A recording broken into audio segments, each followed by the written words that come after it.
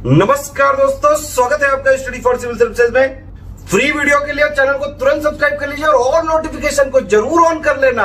हमारा फ्री वाला टेलीग्राम ये वाला ग्रुप जरूर से जरूर ज्वाइन कर लीजिएगा। नमस्कार दोस्तों, स्वागत है आपका स्टडी फॉर सिविल सर्विसेज के इस नए प्लेटफॉर्म पर, जिसपे एक बार फिर मैं वैभव त्रिपाठी, सहायक नगर आयुक्त, आप सभी का स्वागत करता हूं और विशेष रूप से धन्यवाद देना चाहता हूं ज्ञान प्रकाश मिश्रा जी को, जिन्होंने मुझे एक मौका दिया दोबारा आपके सामने आपके लिए कुछ अच्छा लेकर के आने को। आज हमारा टॉपिक एसे पर है। इससे पहले कि मैं आपके टॉपिक के बारे में आपसे चर्चा करूं, मैं आपको संक्षिप्त में बताना चाहता हूं कि मैं सहायक नगर आयुक्त हूं और मुझे इस परीक्षा में 1108 अंक मिले हैं, जिसके वजह से मेरा ओवरऑल 17वां स्थान है इस परीक्षा में, और इस पद यानी सहायक नगर आयुक्त के लिए उत्तर प्रदेश में पुरुष वर्ग में पहला स्थान है। इस में एक नई बात यह रही कि मेरा एसे में यानी निबंध में उत्तर प्रदेश में सर्वोच्च स्थान अर्थात 106 मार्क्स हैं, जो सबसे ज्यादा मार्क्स हैं। इस वजह से आज हम स्पेशल रिक्वेस्ट पर एसे के लिए, एसे से संबंधित आपके सामने कुछ आपके क्वेरीज को सॉल्व करने के लिए ये नया वीडियो लेके आए हैं। मैं आशा करता हूं कि आपको ये वीडियो जरूर पसंद आएगा। पसंद आता है तो वीडियो के नीचे कमेंट बॉक्स में कमेंट करें, लाइक करें और अपने दोस्तों के साथ शेयर करें। दोस्तों, एसे का अर्थ होता है निबंध। निबंध मतलब ना बांधना। तो किसी एक एसे को सबसे पहले अगर हमें समझना हो तो हमें यह समझना होगा कि हमें उसको बिना बांधे हुए लिखना है, यानी कि हमें कोई प्री कंसीव्ड नोशन लेकर के एग्जाम हॉल में नहीं जाना है। हमें खुले मन से जाना है, खुले विचारधारा से जाना है कि कोई भी टॉपिक आएगा हम उस पर लिख करके आ सकते हैं, क्योंकि हमारा जनरल नॉलेज, जनरल सेंस अच्छा है। तो सबसे पहले अपने आप में ये कैपेबिलिटी आप डेवलप करें कि आप किसी भी टॉपिक को जनरल पॉइंट ऑफ व्यू से देख सकते हैं और उसको सोचने की शक्ति को आप डेवलप करिए। दूसरा इशू आता है कि हम मीडियम क्या चुने किसी एसे को लिखने का। देखिए, यूपी पीसीएस और यूपीएससी के बारे में थोड़ा सा इसमें भेद है। यूपीएससी कहीं ना कहीं अंग्रेजी माध्यम के प्रति ज्यादा टिल्ट है। तो यदि आप यूपीएससी की तैयारी कर रहे हैं तो आप कोशिश करिए कि अंग्रेजी माध्यम को ही लेके चलें, और जहां तक यूपी पीसीएस की बात है तो आप हिंदी या अंग्रेजी को भी माध्यम लेके चल सकते हैं। That is just a form of expression, both will do. तीसरा पॉइंट है कि आज हमारा मतलब स्पेसिफिक फोकस रहेगा, वो इस बात पर रहेगा कि एसे कैसे लिखें, एसे में सबसे ज्यादा नंबर कैसे पाएं, समय सीमा का पालन कैसे करें, इस ऐसे को स्ट्रक्चर कैसे करें, और ये सब करके किस तरीके से सर्वाधिक अंक लाया जाए। आज हमारा यही प्रमुख बिंदु होगा। तो सबसे पहले मैं आपको बताना चाहूंगा कि ऐसे लिखने का क्या तरीका होता है। तो ऐसे लिखने से पहले आप ये समझिए कि क्या लिखना है। यानी सबसे पहले आप यूपी पीसीएस की वेबसाइट पे जाइए और वहां से सिलेबस को डाउनलोड कीजिए।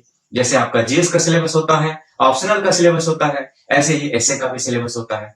तो यूपी पीसीएस और यूपीएससी दोनों के एसे मतलब नॉर्मल एक तरीके से आप देखिए तो उनमें बहुत ज्यादा वेरिएशन नहीं होती है।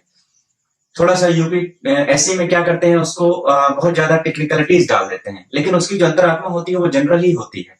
जबकि यूपी पीसीएस में आपको जनरल टॉपिक्स मिल जाएंगे, जैसे green revolution, literature, social responsibility of literature, national integrity. तो बहुत स्ट्रेट फॉरवर्ड आपसे पूछा जाएगा। तो कुल मिलाकर के 150 मार्क्स का आपका एसे का पेपर होता है। नॉर्मली आपका एसे का पेपर उसी दिन होता है जिस दिन आपका हिंदी का भी पेपर होता है। तो पहली पाली में पीसीएस मेंस की परीक्षा देते हुए पहली पाली में आपका हिंदी का पेपर होगा, और दूसरी पाली यानी 2:30 बजे से 3:30 बजे तक आपका एसे का पेपर होगा। यानी आपको 3 घंटे एसे लिखने के लिए मिलेंगे। इन 3 घंटे में आपको 3 एसे लिखने हैं। इसका अर्थ ये हुआ कि आप ये मान के चलें कि हर एक एसे को आपको 1 घंटे देना है। छात्र कहाँ गलती करते हैं कि वो पहले एसे को लिखने में ज्यादा समय दे देते हैं, क्योंकि उनको लगता है कि वो एसे उनको बहुत अच्छे तरीके से आता है और वो बहुत अच्छा उस पर लिख सकते हैं, तो सारी अपनी कलाकारी वो वही दिखा देते हैं। तो बाकी जो बचते हैं 2 एसे, उसके लिए उनको ज्यादा समय मिल नहीं पाता। लेकिन जब आपका मार्क्स जो होता है वो सारे एसे के लिए समान है, 50-50-50 मार्क्स तीनों एसे के लिए हैं, तो आप तीनों को बराबर समय दें। इसके लिए आपको डिसिप्लिन डेवलप करना पड़ेगा, आपको स्टॉप वॉच लेकर के लिखने की प्रैक्टिस करनी पड़ेगी, आपको एसे को स्ट्रक्चर करना आना पड़ेगा, और आपको थोड़ा सा लॉजिकल एबिलिटी को डेवलप करना पड़ेगा कि हमें इसको बहुत प्रोफेशनली हैंडल करना है। बहुत ज्यादा किसी टॉपिक में इन्वॉल्व नहीं हो जाना है कि वो ऐसे खत्म ही ना हो कि पता चले हम इसे कहाँ खत्म करें। तो सबसे पहली चीज कि जैसे हमारे पास कोई जीएस का क्वेश्चन होता है तो हम उसको एक ही फॉर्मेट में स्ट्रक्चर करते हैं कि इंट्रोडक्शन, बॉडी और कंक्लूजन। इसी तरीके से हमें एसे में भी ध्यान रखना है कि एक एसे के भी 3 पार्ट्स होते हैं, इंट्रोडक्शन, बॉडी और कंक्लूजन। बस अंतर क्या होता है कि इसमें इंट्रोडक्शन 1 से 2 पैरा हो सकता है, कंक्लूजन 1 से 2 पैराग्राफ हो सकता है, लेकिन बॉडी 6-7 पैराग्राफ हो सकती है। तो इन चीजों को आपको ध्यान में रखना है। समय सीमा को पालन करने के लिए तरीका यह है कि आप समय सीमा के बारे में तो सोचें, लेकिन साथ में जो शब्द सीमा है उसको पालन करने के लिए जरूरी है कि आप अपनी राइटिंग स्पीड को जो है घर पे बैठ के लिख करके चेक करते रहें कि आपकी लिखने की स्पीड कितनी है। नॉर्मली आप उसमें से, जैसे आप अंग्रेजी में लिख रहे हैं तो इज, एम, आर या ऑक्सिलरी वर्ब को हटा करके जो आपके जो कंक्रीट वर्ड्स हैं उन्हीं वर्ड्स को काउंट किया जाता है। तो आप 1 घंटे बैठकर लिख करके देखें कि आप 1 घंटे में कितने शब्द लिखने की क्षमता रखते हैं। तो 700 वर्ड आपको बहुत आसान लगेंगे लिखने के लिए, क्योंकि जब जीएस मेंस देंगे आप तो आपको मिनिमम 2500 वर्ड्स 3000 वर्ड्स लिखने पड़ेंगे। तो इस हिसाब से एस्से में बहुत ज्यादा प्रेशर नहीं होता है। बस एस्से में क्या आपको फिजूल की बातें नहीं लिखनी है और टू द पॉइंट लिखना है। तो शुरू करते हैं बताना आपको कि किस तरीके से आपको इसको अप्रोच करना है, लेकिन उससे पहले आपको मैं बता दूं कि आपको किन किन टॉपिक्स को लेकर रेडी रहना है। तो देखिए, सिलेबस जब आप देखेंगे तो उसमें 3 सेक्शन दिए हुए हैं, section A, section B, section C. Section A में आपके लिटरेचर से रिलेटेड, कल्चर से रिलेटेड और आपके सोशल स्फीयर से रिलेटेड और पॉलिटिकल स्फीयर से रिलेटेड टॉपिक्स आते हैं। सेक्शन बी में science and technology, environment, economy, industries, agriculture और ट्रेड से रिलेटेड टॉपिक्स आते हैं। और सेक्शन सी में आपको नेशनल कैलेमिटीज, जैसे कि आपका कोई साइक्लोन निसर्ग आ गया या कोई ड्रॉट पड़ गया, कोई फ्लड आ गया, तो उससे रिलेटेड ऐसे आ सकता है। या आपका जो डेवलपमेंटल प्रोग्राम्स हैं, जैसे नरेगा है, ग्रीन रेवोल्यूशन है, बेटी बचाओ बेटी पढ़ाओ अभियान है, तो इनसे रिलेटेड क्वेश्चन आ सकते हैं।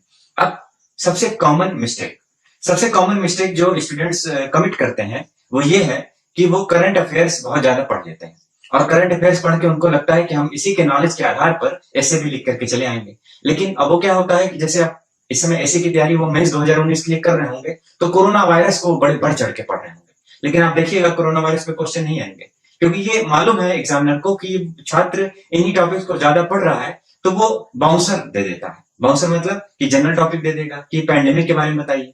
तो आप पैंडेमिक के बारे में है तो आपको स्पेनिश फ्लू के बारे में भी बताना पड़ेगा, आपको फिर कोरोना वायरस के बारे में बताना पड़ेगा, फिर आप केवल कोरोना वायरस तक सीमित नहीं रह सकते हैं। या आपको वो पूछ लेगा कि वायरस और बैक्टीरिया से रिलेटेड कोई आपको दे देगा कि किस तरीके से दोनों में डिफरेंसेस हैं और किस तरीके से इनके रोगों का इफेक्ट पड़ रहा है जो है ह्यूमैनिटी पर। तो topics will be general, so you have to keep this thing in mind that your bent of mind should be general, not very technical, because here in civil services you have not come to show your technical abilities, you have come here to show your general abilities so that you can become a part of general administration. You have to become an administrator, not a technocrat. So don't utilize your BTech or BCom brain, try to utilize your general brain. तो जैसे इस साल का 2018 के बारे में आपको बताता हूँ। 2018 में जो क्वेश्चंस आए वो बहुत सिंपल थे। सेक्शन ए में जो ऐसे आया वो था, पहला सोशल रिस्पॉन्सिबिलिटीज ऑफ लिटरेचर, यानी साहित्य की सामाजिक जिम्मेदारियां क्या होती हैं। दूसरा नेशनल इंटीग्रिटी पर एक आया था। तीसरा एजुकेशन एंड मोरल वैल्यूज पे आया था। तो एजुकेशन एंड मोरल वैल्यूज देखने में तो बहुत आसान सा शब्द लगता है, लेकिन हम पता नहीं क्या क्या पढ़ के आए होते हैं, हमें पता ही नहीं चलता इसमें क्या लिखना है। बहुत स्ट्रेट फॉरवर्ड टॉपिक पूछ लिया तो ये बाउंसर क्रिएट करता है और पैनिक क्रिएट कर सकता है। तो इसको अवॉइड करने के लिए जरूरी है कि आप अपना जनरल माइंड से डेवलप करें। सेक्शन बी में जैसे आया था स्पेस वर्ल्ड से related, relevance of Mahatma Gandhi in today's world और ग्रीन रेवोल्यूशन पे आया था। अब कोई ये कहे कि महात्मा गांधी पे तो हर साल हर जगह हर एग्जाम में क्वेश्चन पूछे जाते रहते हैं, तो महात्मा गांधी पे नहीं आएगा। और अगर मैं कह दूं कि आप महात्मा गांधी के बारे में कोई 4 अच्छे ही पॉइंट्स बताएं तो भी आपको प्रॉब्लम होने लगेगी, क्योंकि आप इतना कुछ पढ़ लेते हैं। विजन आईएएस का जो है मटेरियल पढ़ के आप जाएंगे, इनसाइट आईएएस का मटेरियल पढ़ के जाएंगे, इतना कुछ आप मटेरियल पढ़ के जाएंगे कि आप बॉग डाउन हो जाएंगे कि क्या लिखना है और क्या छोड़ना है। तो इसलिए आप अपने आप को बहुत संयमित रखें और ये सीखें कि ऐसे में मार्क्स पाना सिर्फ नॉलेज का खेल नहीं है, ये एक आर्ट है, ये एक कला है। तो ये कला को कैसे डेवलप करें समझिएगा। आपके पास एक ऐसे को लिखने के लिए 1 घंटे है। उस 1 घंटे में 15 मिनट आप ऐसे को स्ट्रक्चर करेंगे और बाकी 45 मिनट में आप एक्चुअल काम करेंगे, यानी ऐसे को लिखेंगे। उन 15 मिनट में सबसे पहले आप शुरू के 5 मिनट डिसाइड करेंगे कि कौन सा टॉपिक चूज करना है। Choice of topic is very important. क्यों? क्योंकि होता क्या है कि हम जब गलत टॉपिक चूज कर लेते हैं तो बाद में हमें रियलाइज होता है कि काश हमने ये टॉपिक चूज कर लिया होता तो हम बेहतर लिख पाते। लिखते लिखते हमें ख्याल आता है कि अब तो हमारे पास डेटा खत्म हो गया, इससे ज्यादा मुझे कुछ याद ही नहीं आ रहा है, तो फिर कैसे मैं ऐसे लिख पाऊंगा। तो इसका तरीका क्या है कि जिन टॉपिक्स में आपके पास कुछ कंटेंट हो और वो कंटेंट लॉजिकल हो, पॉइंट वाइज हो, और थोड़ा आपको उसके बारे में कुछ पहले का आइडिया हो, उन्हीं को आप अप्रोच करें।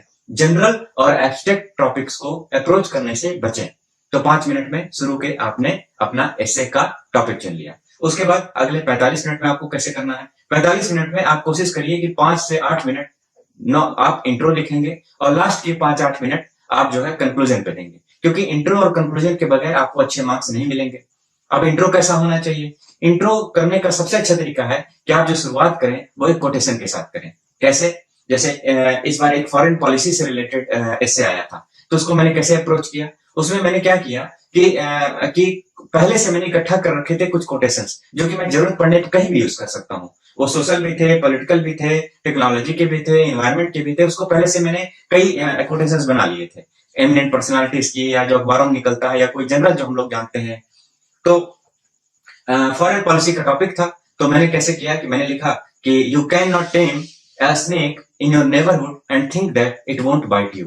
आप अपने पड़ोस में सांप नहीं पाल सकते ये सोच करके कि वो आपको नहीं काटेगा, या यूं कहें कि आप अपने पड़ोस में सांप को पाल लें और सोचें कि वो आपको नहीं काटेगा, पड़ोसी को ही काटेगा, तो आपकी गफलत है।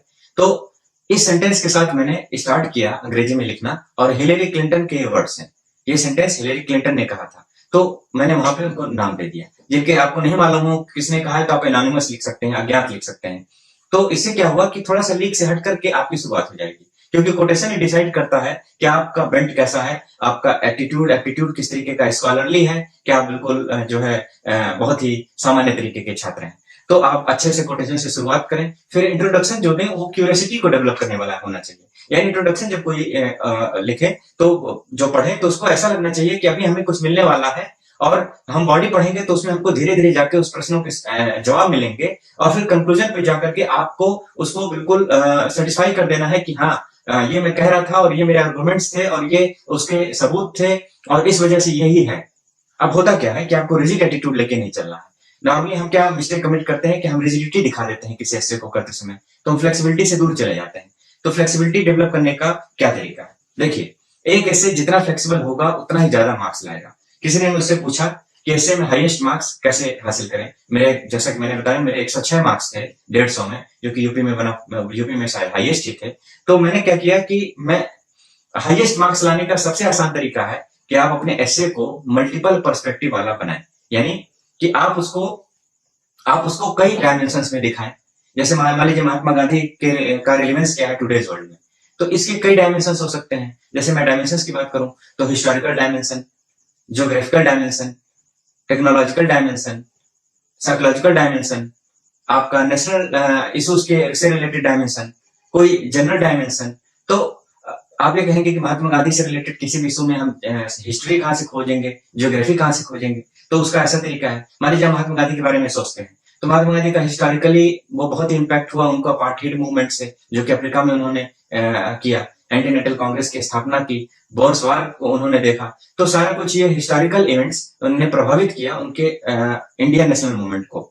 फिर ज्योग्राफिकली देखिए, वो एक ऐसी कंट्री को देख करके अफ्रीका जो कि मतलब अपार्थाइड और इस तरीके का रेशियल डिस्क्रिमिनेशन को झेला था, तो उन चीजों ने उन्हें संबल प्रदान किया कि वो इंडियन नेशनल मूवमेंट को कैसे आगे ले जा सकते हैं। आप कहेंगे इसमें टेक्नोलॉजिकल एंगल क्या है? तो देखिए, आज हम टेक्नोलॉजी की तरफ भाग रहे हैं, बहुत ज्यादा टेक्नोलॉजी को अडॉप्ट कर रहे हैं, तो कहीं ना कहीं हम अपने सिद्धांतों को खोते चले जा रहे हैं।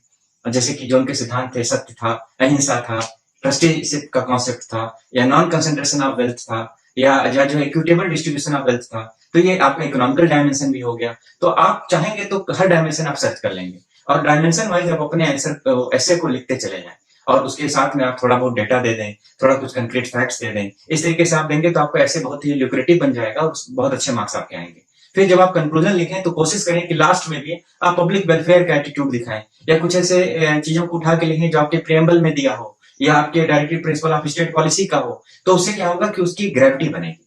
तो ओवरऑल आपको ऐसे को बहुत बैलेंस लिखना है, पॉजिटिव की तरफ भी लिखना है, नेगेटिव की तरफ भी लिखना है, और अगर आपने पॉजिटिव नेगेटिव बताए तो पॉजिटिव का इम्पैक्ट भी बताना है, नेगेटिव का भी इम्पैक्ट बताना है, और साथ में कंक्लूजन देते समय आपको ध्यान रखना है कि सोल्यूशन की तरफ भी हम जाएं, कि हम जो प्रॉब्लम जिसको फेस कर रहे हैं उसका सोल्यूशन क्या है। तो बेसिकली कुछ ऐसा ही जैसे कि आप मेंस में जीएस के आंसर्स लिखते हैं, तो बहुत ज्यादा उस बेंट में अंतर नहीं है, लेकिन बस आप अपनी विचारधारा को, अपनी जो सोच है उसको कहीं दबाने की कोशिश ना करें, और कहीं भी किसी एक पर्टिकुलर एटीट्यूड को लेकर के ना पड़े हैं। कि आपने एक चीज को ले लिया उसी को जस्टिफाई करते जा रहे हैं, तो वो निबंध नहीं रहेगा, वो लगेगा कि आप उसमें कमेंट कर रहे हैं या क्रिटिकल इवैल्यूएशन कर रहे हैं। तो इस चीज का आप ध्यान रखें। अगर इन चीजों को आप ध्यान रखते हैं तो आपका ऐसे बहुत ही अच्छा बनेगा, बहुत ही क्रिस्प होगा और पढ़ने वाले के लिए बहुत ही वो आकर्षक होगा कि वो अच्छे नंबर देने के लिए बाध्य हो जाएगा। ओवरऑल मैं यही कहना चाहूंगा कि ऐसे में अच्छे नंबर पाना एक आर्ट है। उस आर्ट को सीखने के लिए आपको कुछ ड्राफ्ट एसेज लिखने पड़ेंगे और लिखने से जी चुराना आप बंद करिए। होता क्या है कि हम सोचते हैं कि एग्जाम हॉल में डायरेक्ट लिखेंगे तो बहुत अच्छा फ्रेश आइडियाज फ्लो करेंगे। नहीं, आप गलतियां करिए, आप लिखिए, क्योंकि उससे ग्रामेटिकल मिस्टेक्स भी सामने आएंगी। यूपी पीसीएस में तो सबसे बड़ी प्रॉब्लम यही है कैंडिडेट्स की, वो ग्रामेटिकल मिस्टेक्स बहुत ज्यादा करके आते हैं और वो बीट अबाउट द बुश करते हैं, वो फालतू की बातें लिखते हैं। आपको रेलिवेंस रखना है अपने एसे का, और ये करने के लिए आप बार बार एसे का मेन टॉपिक देखते रहिए कि कहीं हम ऐसा तो नहीं कि उस टॉपिक से हटके चले जा रहे हैं और हमारे मन में जो आ रहा है वो लिखते चले जा रहे हैं। तो अगर आप इन चीजों का ध्यान रखेंगे और पॉजिटिव माइंडसेट के साथ, कूल माइंडसेट के साथ अपना ऐसे में आप अपेयर करेंगे, सही ऐसे चुनेंगे, समय सीमा के अंतर्गत ऐसे लिखेंगे, हर ऐसे को प्रॉपर टाइम देंगे, तो आपके निश्चित तौर पे बहुत अच्छे नंबर आएंगे। इन्हीं शुभकामनाओं के साथ मैं आपसे विदा लेना चाहता हूं। जय हिंद, जय भारत।